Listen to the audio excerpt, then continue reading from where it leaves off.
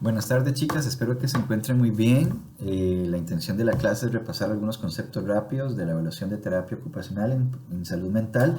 Eso con la intención de que tengan claro un poco qué es lo que espero en el curso con respecto a su análisis, capacidad de ver la magnitud de una situación que afecta el desempeño ocupacional, no únicamente en las habilidades de la persona, sino también en los requerimientos de la ocupación y también en las características de los diferentes entornos que rodean a una persona, a su familia y comunidad, eh, en un proceso de participar en roles ocupacionales y en ocupaciones significativas y también no tantas veces significativas. Entonces, esperamos que esta clase les permita tener claro el proceso de evaluación que espero en el perfil ocupacional y en el caso clínico que vamos a elaborar.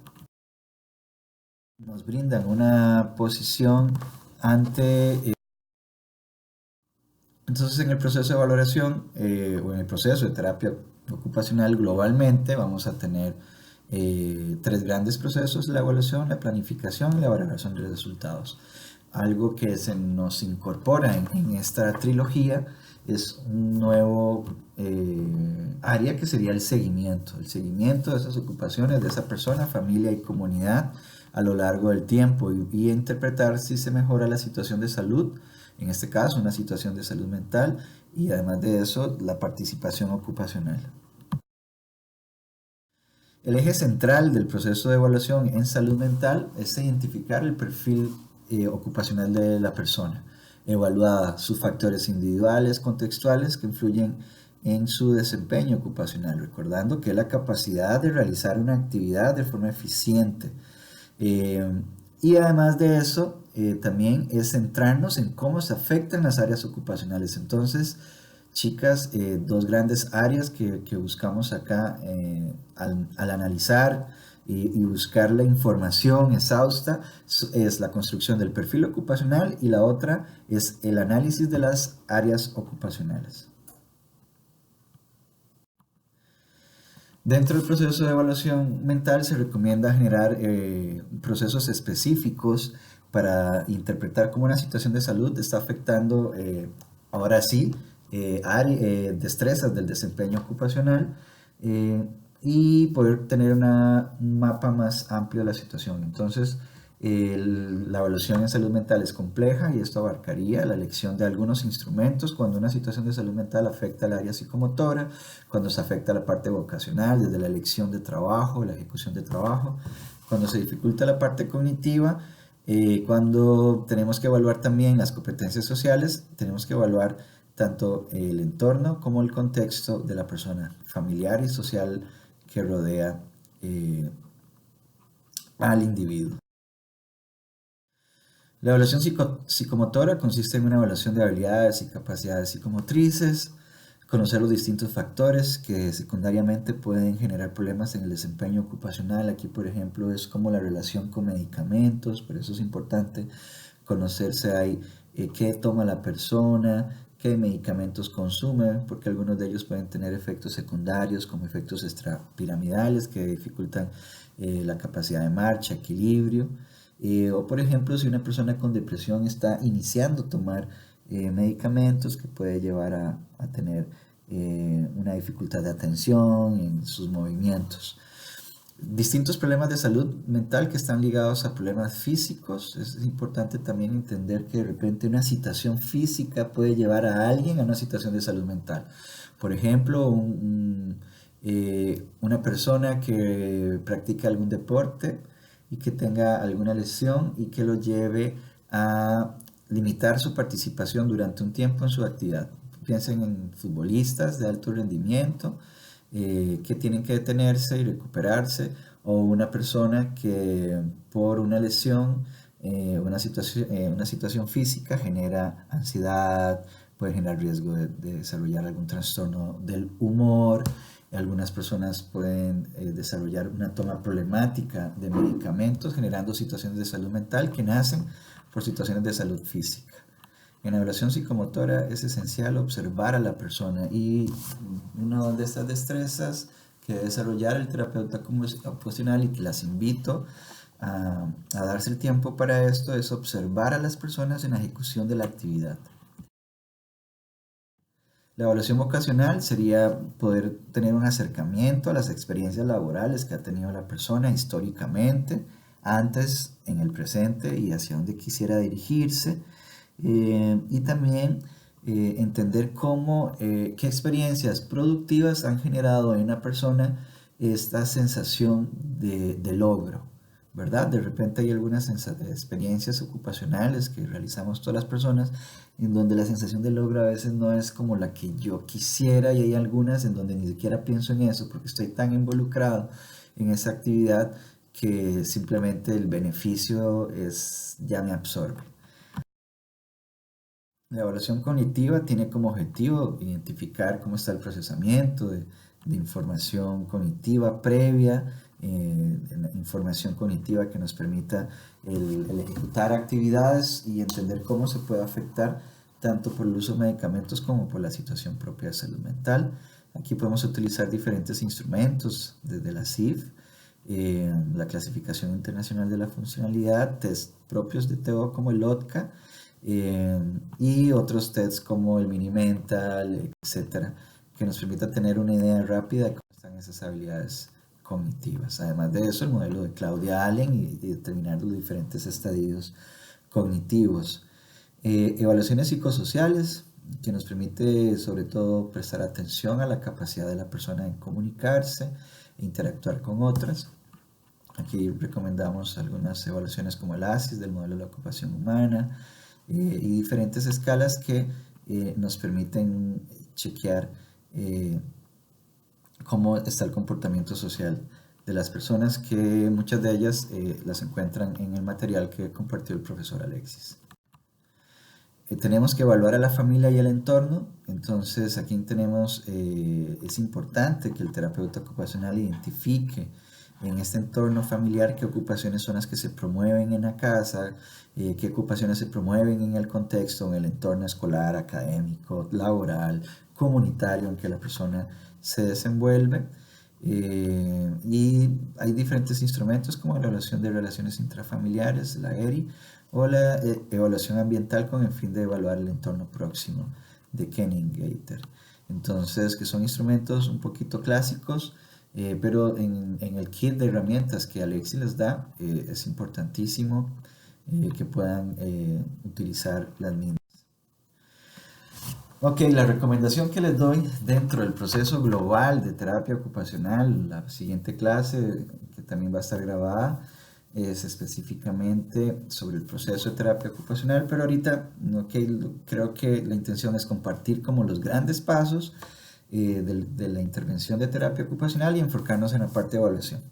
Ok, entonces tenemos el proceso de derivación, screening, evaluación comprensiva, diagnóstico ocupacional, selección de modelos de práctica, la planificación del tratamiento, la revisión con el cliente, los instrumentos de tratamiento, el proceso de reevaluación, la modificación del plan de intervención, la planificación de la alta y el seguimiento. Diferentes autores nos han dado esta escala. Dentro de ellos, Argedón en 1997 es la primera TEO a través del modelo de adaptación ocupacional, que nos describe pasos de la intervención de terapia ocupacional. Después Mariela Peregrini en el 2004 en un artículo encontramos una definición de los pasos en salud mental, y también tomamos el modelo canadiense para tratar de dar un énfasis en esta mirada de atención centrada en la persona que por lo menos durante el curso hemos tratado de permear en todos los temas. En esta imagen pueden observar cómo el modelo canadiense nos permite identificar un proceso de 7 pasos. De estos 7 pasos, muchos de ellos ya se incorporan en la imagen anterior. Determinar cuál es la situación problemática de la persona, cuáles son los problemas. En eso, después de este proceso, normalmente viene con una referencia por un psiquiatra, un psicólogo, un trabajador social en casos de situaciones de salud mental, una profesora, en la parte emocional en escuelas, que observan que la intervención de terapia ocupacional es necesaria porque se afectan áreas ocupacionales. Para llegar a eso, tenemos que educar un montón a los equipos. Estamos hablando en Canadá en cómo ya hay una articulación, conocimiento de lo que hace terapia ocupacional. En un segundo paso tenemos la selección de aproximaciones teóricas de lo que está pasando, desde marcos de referencia inicialmente, para entender cómo se afectan las ocupaciones y posteriormente marcos de referencia que nos permitan identificar más el desarrollo de destrezas o cómo se afectan destrezas cognitivas, de procesamientos intelectual, emocionales, culturales, etc. Identificación de los componentes del ambiente, esto es algo importante, es hacer un escaneo de qué se cuenta en la familia, en la comunidad y en los diferentes entornos donde la persona interactúa. Por ejemplo, en una escuela, si cuenta con una profesora de educación especial, si hay TL, si hay otra TO, si estamos en el entorno, si hay recursos humanos, si tienen algún apoyo, si en la comunidad hay algún grupo de desarrollo que permita insertar a la persona tanto en actividades de tiempo libre como en actividades de participación comunitaria. ¿Cuál es el EVAIS más cercano? ¿Cuál es el psiquiatra más cercano? Tener un mapeo de cuáles son los recursos físicos, sociales que nos contamos. Un cuarto paso que atraviesa esta mirada de atención centrada en la persona es que tengo que identificar las fortalezas y recursos propios de la persona. Normalmente las escalas siempre nos dan en negativo y este paso nos permite de conocer cuáles son las capacidades de la persona. Es muy importante siempre cuando hago un proceso de evolución a mi usuario arrancar desde una descripción positiva de la situación. Muchas veces los informes siempre vienen en negativo y esa información que puede movilizar muchas cosas a las personas es importante siempre poder hacer. Por eso este cuarto paso es fundamental y es un cuarto paso que espero que se refleje a la hora que ustedes realicen el perfil ocupacional.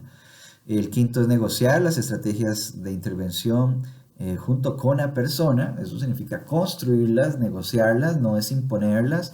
Vamos a describir, vamos a ver qué también nos dice eso. Para llegar a este punto, tuve que haber conocido las destrezas de las personas, pero también conocer sus intereses, su historia ocupacional, para poder desarrollar un producto que vaya con esa intención de ser significativo. No son actividades por ser, sino actividades que estén directamente relacionadas con la historia ocupacional, con el desempeño ocupacional de la persona y con sus objetivos.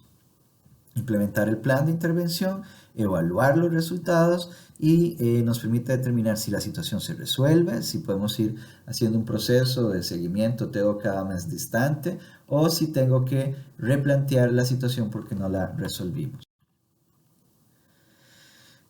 La atención centrada en la persona también en el modelo de la OTA, el modelo canadiense, de la práctica profesional en terapia ocupacional nos dice y nos refuerzan el cuarto paso anterior del modelo canadiense, que dice que la construcción de objetivos debe construirse entre el TO y su cliente, que nos permita generar entonces así un análisis ocupacional donde haya sido participativo. La intención no es que la persona no se dé cuenta que estamos evaluando sus ocupaciones, que la persona no pueda ir percibiendo cómo a la hora de dar una respuesta, esa respuesta le generó un poco más de conciencia sobre su nivel de participación. A eso le llamamos evaluación participativa y evaluación que nos permite también ir haciendo al mismo tiempo análisis en el propio individuo. La intervención del plan tiene que construirse con él y también hacer una evolución de las respuestas. En el modelo canadiense, la espiritualidad es el centro y la espiritualidad es vista como la experiencia personal de encontrar el sentido en las actividades de vida diaria. Entonces es muy importante reforzar que espiritualidad desde el modelo canadiense es la motivación que lleva a la persona a encontrar sentido. Tal vez la diferencia entre otros marcos de referencia es que hablan de la motivación que llevan a las personas a una motivación intrínseca hacia ocuparnos, hacia la ocupación. El modelo canadiense nos hace que la espiritualidad es la experiencia personal para encontrar sentido ya cuando hemos elegido ocupaciones. El modelo canadiense también nos dice que esta mirada de atención centrada en la persona, estas estrategias nos permiten abordar a cualquier situación de salud que afecta el desempeño ocupacional, no únicamente salud mental. Entonces tenemos que hacer un proceso de adaptación junto con la persona, un proceso de abogacía de los derechos de las personas, fortaleciéndola para que ella pueda hacer su propia autoabogacía, un proceso de entrenamiento, un proceso de colaboración, de consulta, de coordinación, del diseño y construcción de estrategias, de educación, de compromiso y especialización, siempre en la mano junto con mi cliente. Esto es algo importante en salud mental. En clases iniciales veíamos cómo en la salud mental durante mucho tiempo la construcción de planes de intervención, la elección de procesos de evaluación eran impuestos sin un consenso con la persona. Vemos como aquí toda una propuesta de reforma de derechos humanos, de centrarnos en la capacidad de la persona de ser el principal actor de su proceso de mejora, el modelo centrado en el cliente para el compromiso del modelo de Canadá es sumamente funcional. Entonces, en el proceso de evaluación inicial llega un proceso de derivación, un screening o cribado. La traducción de la palabra screening es cribado en español, que son test rápidos que nos permiten tener una idea global, rápida de lo que está sucediendo. También eso lo puedo hacer a través de preguntas. Por ejemplo, en el instrumento de evaluación psiquiátrica de Mariela Peregrini que Alexis les pasó, ella genera una serie de preguntas que podemos hacer en una entrevista inicial. Pero además de eso, en el OPI2 también vienen una serie de preguntas que, si ponemos atención, son dirigidas directamente hacia la ocupación. Nos trata sobre: cuénteme cómo es que usted alucina, cómo es que usted se siente triste, ¿verdad? Si no, es tratar de entender cómo la situación, sea la que sea, está afectando la capacidad de la persona de realizar sus ocupaciones. Y la elección de un proceso de evaluación comprensiva. Entonces, esto lo vimos en clase, la parte de derivación, la parte de cribado, para que puedan poner atención, la parte de evaluación comprensiva, que generamos después del proceso de evaluación varios resultados. El principal resultado, mi diagnóstico ocupacional, y posterior a ese, una serie de hipótesis para iniciar mi plan de intervención. Recordemos que la evaluación debe ser continua y siempre tengo que valorar los resultados. De nuevo, el proceso de intervención en una manera lineal. Después de que realizo el proceso de evaluación inicial, primero screening, derivación, screening, evaluación comprensiva, viene mi planificación de intervención, que es el proceso en donde el TEO aplica no únicamente el razonamiento diagnóstico, que lo utilizamos anteriormente, sino razonamiento para la resolución de problemas, en este caso ocupacionales. Entonces, para eso ocupamos establecer prioridades que nos permitan construir los objetivos de intervención y diseñar mis estrategias. Todo esto en construcción con la persona.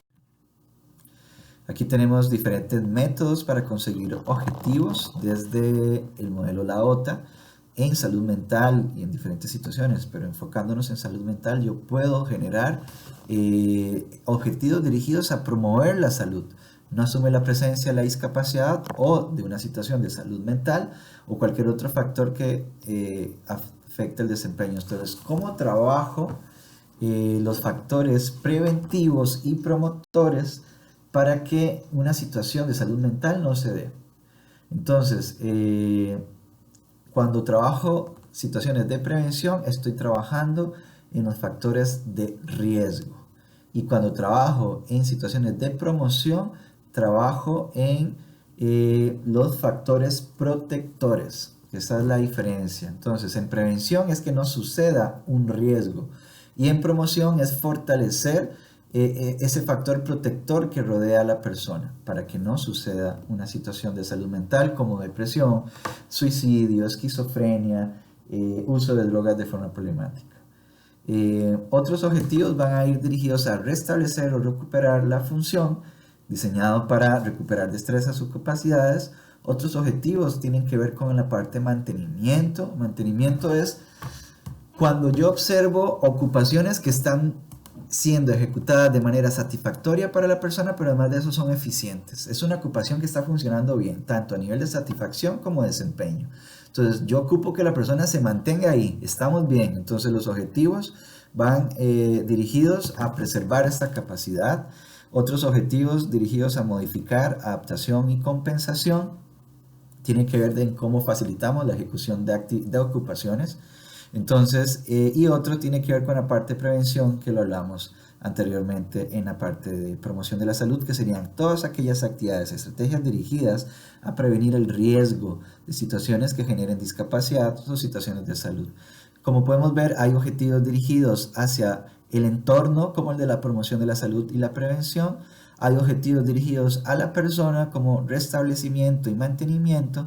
Y tenemos objetivos dirigidos a la ocupación, perdón, al entorno. Esto nos genera la posibilidad de entender la trilogía de terapia ocupacional o la fórmula del equilibrio que está al inicio de esta presentación. En actividades de intervención, recordar que en salud mental puedo generar actividades individuales y también actividades grupales. Desde mi experiencia, pueden pasar en dos vías. Puedo generar una actividad individual para conocer, por ejemplo, un proceso de evaluación participativo donde la persona llene un listado de roles ocupacionales. No únicamente fue un proceso de evaluación, sino que la persona tuvo una retroalimentación activa durante el proceso de evaluación por parte del terapeuta ocupacional, que finalizan donde la persona a través de la autoaplicación es consciente de qué roles ha dejado de hacer a lo largo de su vida por una situación de salud. Cómo esto me permite planear las actividades grupales después de que yo valore, por ejemplo, en un grupo cómo está la ejecución de roles ocupacionales. O lo contrario, resulta que ya planifiqué mi actividad de roles ocupacionales, voy a hacer un collage, voy a hacer una actividad de arte terapia, de pintura, inicio tratando de que las mismas personas evoquen qué entienden por ocupación, vamos a tratar de dirigir ese conocimiento en una construcción para que las personas hagan una actividad donde identifiquen actividades ocupacionales en ocupaciones de vida diaria, productividad, tiempo libre y participación social. Vamos a hacer una devolución después de que las personas terminen la actividad a través de un círculo participativo. Entonces resulta que cuando yo escucho eso, encuentro que alguien me habló algo que no me había dicho en terapia individual. Entonces, las sesiones de trabajo grupal me permiten también generar materia que después voy también a trabajar en mis sesiones individuales.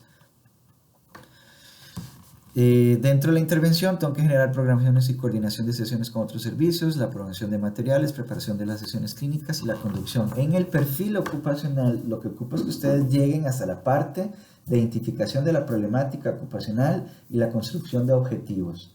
No vamos a desarrollar en el perfil estrategias de intervención. Donde sí vamos a desarrollar estrategias de intervención, que lo vamos a ver en la próxima clase, es en el caso clínico.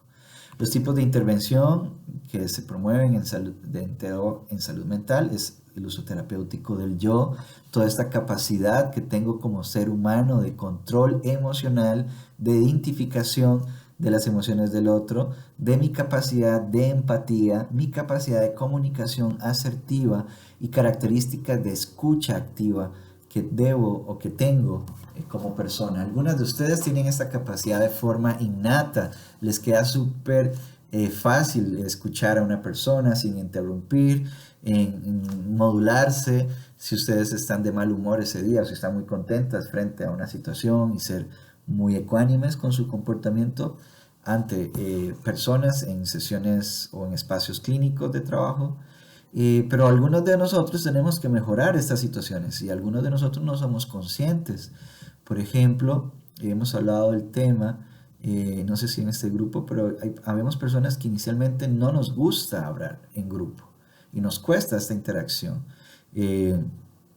A mí personalmente fue una situación que me afectó durante mi formación en bachillerato en terapia ocupacional, que al llegar en licenciatura y comenzar a enfrentarme al mundo de las prácticas clínicas, sí o sí tuve que comenzar a desarrollar voz, porque si no me comían otros profesionales de la salud, me comían mis propias dudas internas sobre si mi propuesta es adecuada o no, pero si no verbalizamos, si no comenzamos a trabajar nuestro kit de repertorio de habilidades autorregulatorias, emocionales o inteligencia emocional, voy a desaprovechar una habilidad esencial para hacer un cambio ocupacional en mi cliente. El uso terapéutico de las ocupaciones, la intervención basada en la ocupación, actividades con propósito, métodos de preparación que permiten a una persona anticipar la inserción a una actividad ocupacional. Véanlo como, por ejemplo, ok, vamos a hacer una salida al parque de diversiones, como genero toda una preparación previa durante mis sesiones clínicas o en una ONG o en un servicio de salud mental, voy preparando a la persona para después hacerlo en el entorno. Proceso de asesoría, proceso de formación, educación, autogestión, enseñar a las personas a que ellas son las responsables de su proceso de cambio y mejoría, diferentes técnicas para mejorar la participación ocupacional como modalidades, métodos y medios terapéuticos. Entonces la valoración del programa tiene que valorar la expectativa individual, tengo que valorar el programa en sí, digamos, este es el logro si la persona alcanzó las metas. Tengo que valorar si mi programa, y si tengo un programa para niños con autismo, está funcionando, está logrando las metas que quería.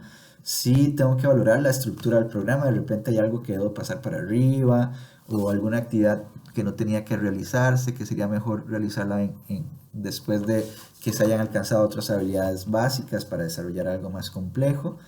Tengo que valorar mi proceso de servicio, cómo es mi prestación de servicio, si mi espacio físico de hacer terapia, cuando voy a la comunidad, mi visita domiciliar, si mi capacidad de recursos tecnológicos, pruebas de evaluación, etcétera, están garantizando una atención en TEO basadas en buenas prácticas y en principios éticos y derechos humanos.